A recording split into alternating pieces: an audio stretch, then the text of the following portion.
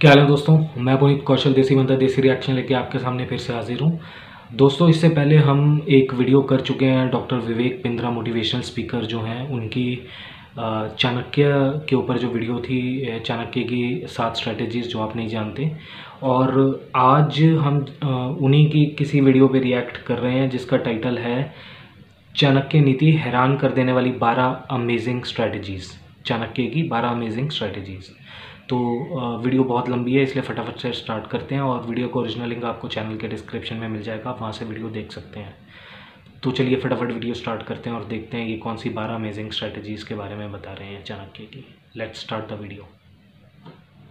आपका वापस स्वागत है। मैं विवेक बिंद्रा, मोटिवेशन स्पीकर और बिजनेस कोच, आचार्य चाणक्य पंडित का ये दूसरा वीडियो पार्ट 2 आपकी रिक्वेस्ट पे। पिछले वीडियो के अंदर आपने चाणक्य की एक्विजिशन स्ट्रैटेजीज को समझा, कैसे उन्होंने सिकंदर को अपने देश में, भारत में घुसने नहीं दिया, सिंध नदी पार नहीं करने दिया। जो जीता वही सिकंदर नहीं, जो जीता वही चंद्रगुप्त मौर्य। और आपने एक्विजिशन में देखा 7 स्ट्रैटेजीज इन दोनों ने मिलकर के इंप्लीमेंट करी, जिसके द्वारा उन्होंने मगध को जीत लिया। मगध उस समय सबसे बड़ा साम्राज्य था नंदा डायनेस्टी का। लेकिन अब बात करेंगे रिटेंशन और एक्सपेंशन की। ध्यान दीजिए, पार्ट 1 था एक्विजिशन, पार्ट 2 है रिटेंशन, मतलब अभी जो है उसको संभाला। एक्सपेंशन मतलब बलूचिस्तान, कांधार, गांधार, आप अफगान, और उसके बाद वहां से तुर्कमेनिस्तान तक जाकर के उन्होंने भारत को बढ़ाया। एक छत्र अखंड राज चंद्रगुप्त मौर्य डायनेस्टी का एस्टैब्लिश किया। इसको कैसे एक्सपैंड किया? 20 साल पहले, अब 20 साल बाद की बात करूंगा, 20 साल पहले जब इन्होंने सिकंदर को खदेड़ दिया था।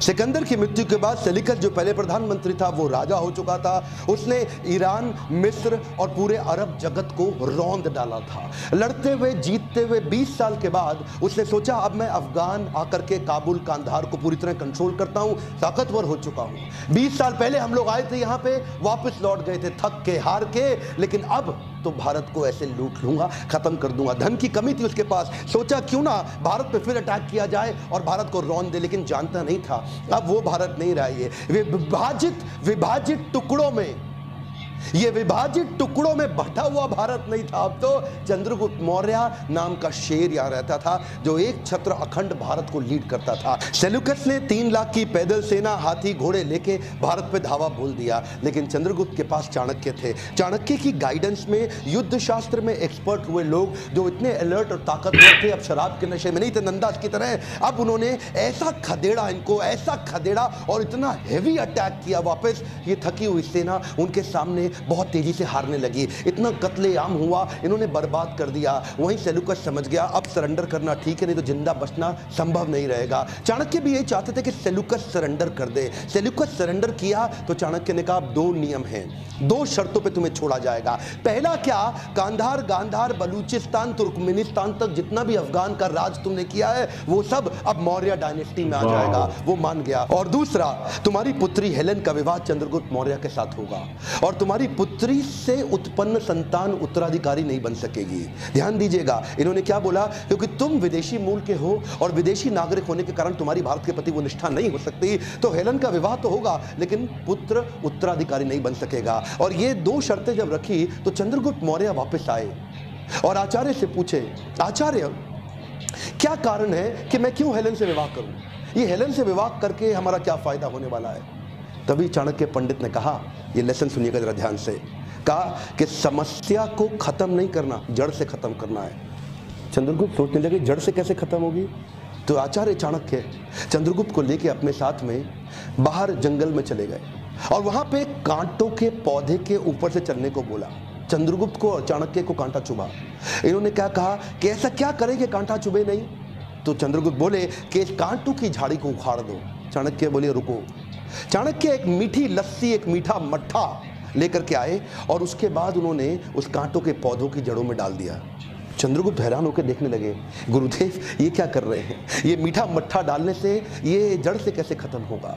वहीं चाणक्य पंडित बोले, जैसे ही मीठी लस्सी आएगी इसके बाद चींटियों का अटैक पड़ जाएगा इनकी जड़ों पे, और जड़ों तक जाकर के उस मट्ठे को चाटने और खाने के लिए चींटियां खत्म कर देंगी, इसकी जड़ों को उखाड़ के बर्बाद कर देंगी और ये मृत हो जाएगा। ठीक उसी प्रकार एक बार तुमने हेलेन के साथ विवाह कर लिया तो ये जो यवन है ना, ये दोबारा अपने ही घर परिवार में अटैक करने नहीं आएंगे। ये जो बार बार 20-20 साल बाद आते हैं सिकंदर की संतानें, ये दोबारा नहीं आएंगी। इसलिए तुम उसकी पुत्री से विवाह कर लो, समस्या जल्द से समाप्त हो जाएगी। चाणक्य पंडित बहुत दूरदृष्टि रखते थे। इसको बोलते हैं एक विजनरी लीडर, जो कि बिहेवियर्स को समझते हैं और उनको प्रेडिक्ट करते हैं। और यही कारण है, अच्छा मेंटर हो आपको दुनिया में कोई हरा नहीं सकता। और इसके बाद मैं आपको 12 विजनरी मैनेजमेंट स्ट्रैटेजीज देता हूं, एक एक करके ध्यान से सुनते जाइए। 12 वो स्ट्रैटेजीज जिनसे चाणक्य ने मेंटेन भी किया उस एक छत्र साम्राज्य को, और उसके बाद एक्सपेंशन और किया।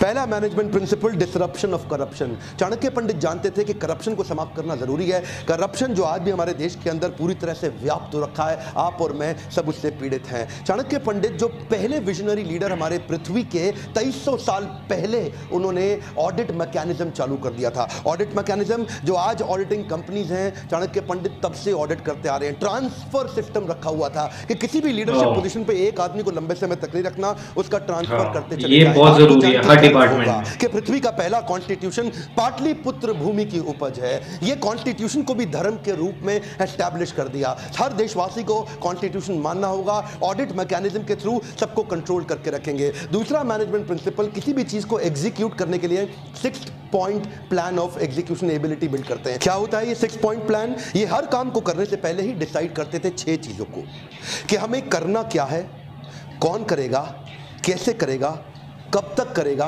किसकी मदद से करेगा, और इस काम को चेक कौन करेगा। ये 6 चीज़ों को कंट्रोल करते हैं। मेरा पिछला एक वीडियो TRA TRS, वो मैंने चाणक्य पंडित से लेके बताया था आपको। TRA TRS का वीडियो अगर आपने नहीं देखा तो देखिएगा, मैं डिस्क्रिप्शन में लिंक पे दे दूंगा। अच्छा, तीसरा पॉइंट, ये कहते हैं कि सांप को दूध पिलाने से विष ही बढ़ता है।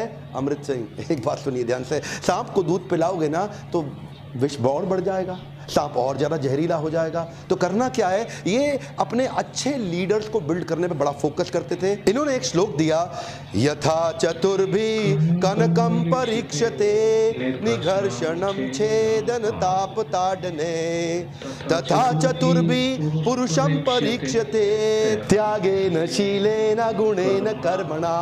ये क्या कहते हैं, जिस प्रकार सोने को, थोड़ी बहुत संस्कृत आती है मुझे भी, को निघर्षणम, उसको रगड़ के देखा जाता है, छेदन, उसमें छेद किया जाता है, तापन, उसको आग में ताप कर परखा जाता है, ताड़ने, उसको पीट पीट करके चेक किया जाता है। सोने को चेक करने के लिए ये 4 स्टेप्स हैं। उसी प्रकार अपनी टीम के अंदर high performing business leaders, functional head को भी चेक करने के लिए 4 काम करने जरूरी है। तथा चतुर्भि पुरुषम परीक्षते, कि एक पुरुष की परीक्षा करने के लिए भी, तथा उसी प्रकार, यथा जिस प्रकार, तथा उस प्रकार, एक पुरुष की परीक्षा लेने के लिए भी 4 काम करने हैं। पहला क्या है, त्यागेन शीलेन गुणेन कर्मणा।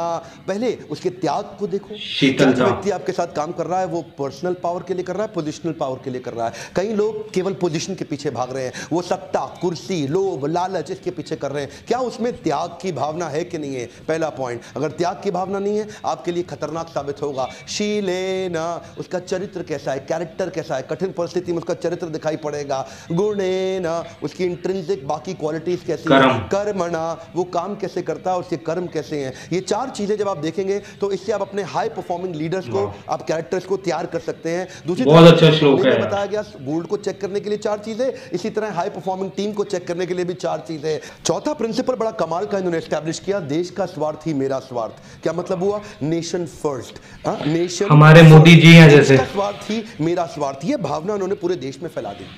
ये भावना फैलाने से क्या हुआ, ये हमेशा बोलते थे ना, जय मां भारती, जय मां भारती, भारत को अपनी माता मानते थे। राष्ट्रवाद, राज्यवाद नहीं, ध्यान दीजिएगा, कम ऑन। आजकल के लीडर्स क्या कर रहे हैं, राज्यवाद, जातिवाद, धर्मवाद, लेकिन ये क्या करते थे, राष्ट्रवाद। देश को अगर एक करना है, पूरे देश को एक साथ जोड़ना है, तो वो नेशनलिज्म की फीलिंग इन्होंने एस्टैब्लिश कर दी। एक बार एक कहानी सुनाता हूं बड़े कमाल की आपको। यूनानी राजदूत आचार्य चाणक्य से मिलने आए, और जब वो महल पहुंचे, चंद्रगुप्त मौर्य के महल पहुंच के उन्होंने पूछा कि मैं आचार्य चाणक्य से मिलना चाहता हूं, वो कहाँ रहते हैं, उनका कक्ष कहाँ है, उनका कमरा कहाँ है, उनका महल कहाँ है। तो सबने बताया कि वो तो नगर के बाहर रहते हैं। ये बोले नगर के बाहर? तो एक सैनिक उनको लेके गया, चाणक्य की कुटिया की तरफ लेके गया। नगर के बाहर कहीं कच्चे रास्तों से पगडंडी से होते हुए उनकी झोपड़ी, उनकी कुटिया तक पहुंचे, और जाकर के जैसे ही खटखटा के अंदर गए तो उन्होंने पहले चाणक्य के चरण स्पर्श किए। चरण स्पर्श करके उनको प्रणाम किया और बोला, आचार्य आप तो प्रधानमंत्री हैं, आप तो महामंत्री हैं, आपको तो चंद्रगुप्त किसी भी समय एक अलग महल बनवा के दे देंगे, तो आप इस कुटिया में क्यों रहते हैं? चाणक्य ने जो उत्तर दिया जान के बड़ा खुशी होगी आपको। चाणक्य कहते हैं, अगर देशवासियों की कड़ी मेहनत, पसीने, खून की कमाई के दम पे मैं महल में रहूंगा तो मेरे देश की जनता को कुटिया में ही रहना पड़ेगा। अगर आपके टैक्स के पैसे से मैं महल में रहा तो आपको कुटिया में रहने के लिए मजबूर होना पड़ेगा। इसलिए मैं कुटिया में रहता हूं ताकि अपने देश के दर्द को समझ सकूं। इसीलिए कहते हैं कंट्री फर्स्ट, देश के स्वार्थ में मेरा स्वार्थ। एक बार एक चीनी नागरिक इनसे मिलने गया, इनसे पर्सनल गाइडेंस लेने के लिए। वो चीनी नागरिक एक बड़ा व्यापारी था, इनसे पर्सनल गाइडेंस लेने आया और आकर के उन्होंने आचार्य को प्रणाम किया, उनको नतमस्तक हुआ। तो आचार्य उस समय कुछ लिख रहे थे और उस समय जब लिख रहे थे तो उसको चीनी नागरिक को देख के उन्होंने प्रणाम किया उत्तर में। उसके बाद वहाँ 2 दिए पड़े थे, तेल के दिए होते थे ना उन दिनों को, बिजली लाइट वगैरह तो होती नहीं थी, शैंडलियर, तेल के दिए में एक दिए को बुझाया और दूसरा दिया जला दिया।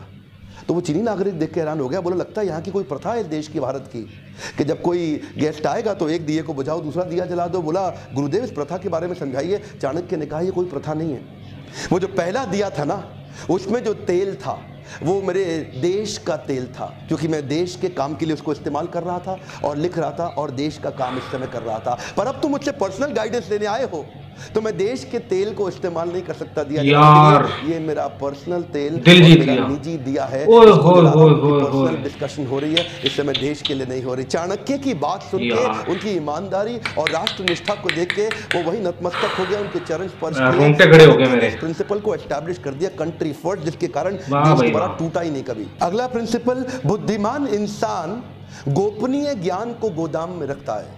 ध्यान से सुनिएगा, बड़ी कमाल की बातें हैं यहाँ। Keeping secrets. सबसे बुद्धिमान व्यक्ति है वो क्या करेगा, एक गोपनीय ज्ञान को गोदाम में, गोदाम मतलब क्या होता है, बेसमेंट में छुपा हुआ, अंदर दबा हुआ, गोदाम के अंदर। यानी कि चाणक्य कहते हैं अगर आप अपनी गोपनीय बात को पचा नहीं सकते, छुपा नहीं सकते, तो कैसे विश्वास कर लोगे कि दूसरा पचा लेगा, छुपा लेगा। अगर आप अपने सीक्रेट नहीं रख पाते तो दूसरा कैसे रख लेगा।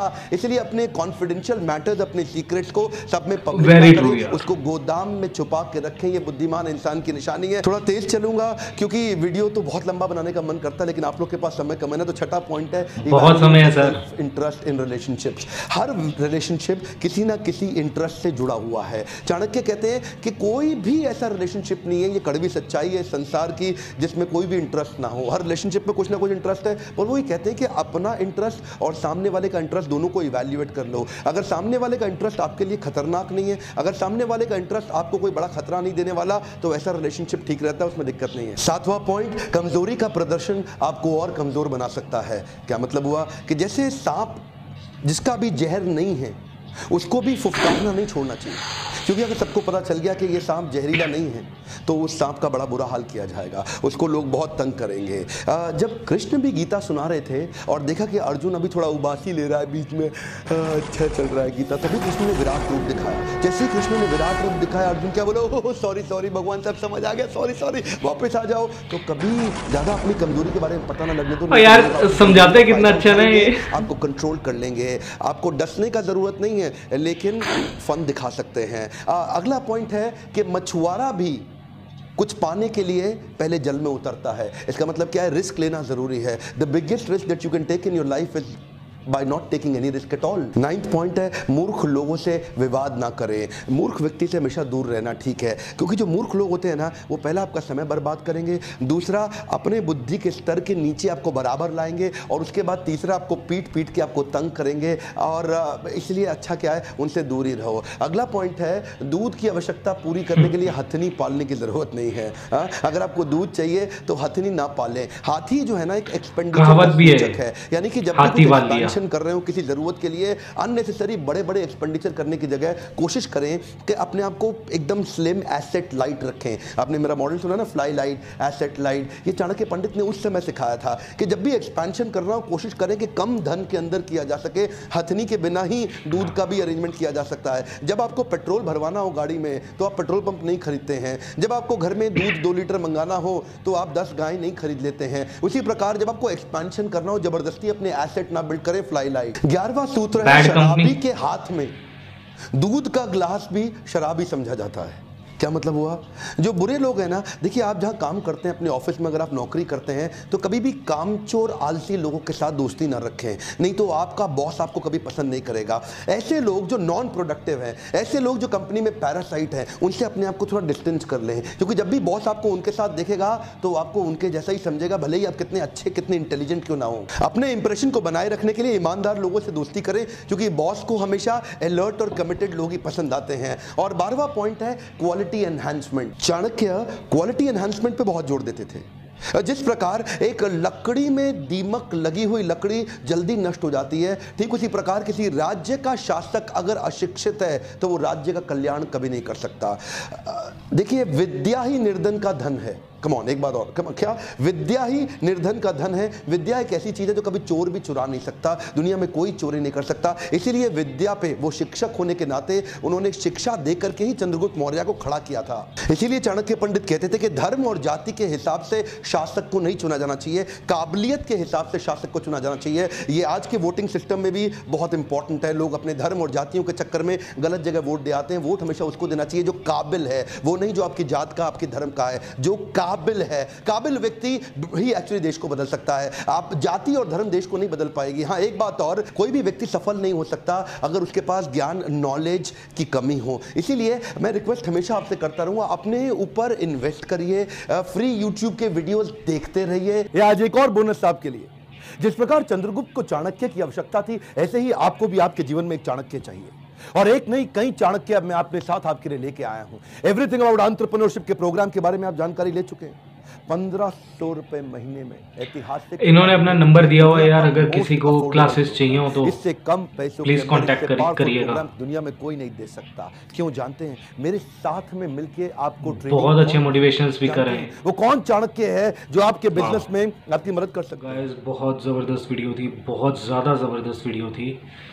और यार, ये 17-18 मिनट की वीडियो कब ख़त्म हुई है पता ही नहीं चला। और बहुत अच्छे, बहुत ज़्यादा अच्छे मोटिवेशनल स्पीकर हैं। और बीच बीच में ना ये इनको एक कला आती है आपको बांध के रखने की, वरना आप 7-8 मिनट का भी वीडियो चला दो तो लोग बहुत कम होते हैं जो रिटेन करते हैं पूरी वीडियो तक। तो 17-18 मिनट यार, इनके पता ही नहीं चलते कहाँ ही। और बहुत एनर्जी है यार इनमें, बहुत ज़्यादा एनर्जी है। जितना ही तेज़ तेज़ बोलते हैं और लगातार बोलते जाते हैं, बोलते जाते हैं, बोलते जाते हैं। बहुत अच्छी वीडियो लगी मुझे। और चाणक्य की बहुत सी ऐसी बातें हैं जो आज की डेट में भी अप्लाई होती हैं। और इतने बड़े विजनरी मेरे ख्याल शायद दुनिया में पूरे इतिहास में कोई नहीं रहा होगा जैसे चाणक्य थे। जो चीज़ उन्होंने 2500 पहले सोच ली थी कि ऐसा ऐसा हो सकता है, ऐसा ऐसा होगा, वो आज की डेट में होता है। और वो उन्होंने उस टाइम पे ये सब मैनेजमेंट और ये सब स्ट्रेटजीज़ फॉलो करवाते थे अपने राज्य में। तो बहुत ज़्यादा ज़बरदस्त वीडियो यार, बहुत मज़ा आया ये वीडियो देख के और बहुत कुछ सीखने को भी मिला। तो आप मुझे कमेंट सेक्शन में बताइएगा कि पहली बात तो चाणक्य के बारे में कितने लोग जानते हैं, उनको पढ़ा है। मैंने थोड़ा बहुत चाणक्य पढ़ा हुआ है, बट बहुत सी बातें थी जो मुझे भी नहीं पता थी। तो आप मुझे बताइएगा कि कौन सा ऐसा पार्ट या कौन सी ऐसी बात चाणक्य की है जो आप अपनी लाइफ में फॉलो करते हैं या आपको इस वीडियो में सबसे अच्छी लगी। चलिए अब मिलते हैं नेक्स्ट वीडियो में, तब तक के लिए बाय, सी यू, ख्याल रखिएगा अपना।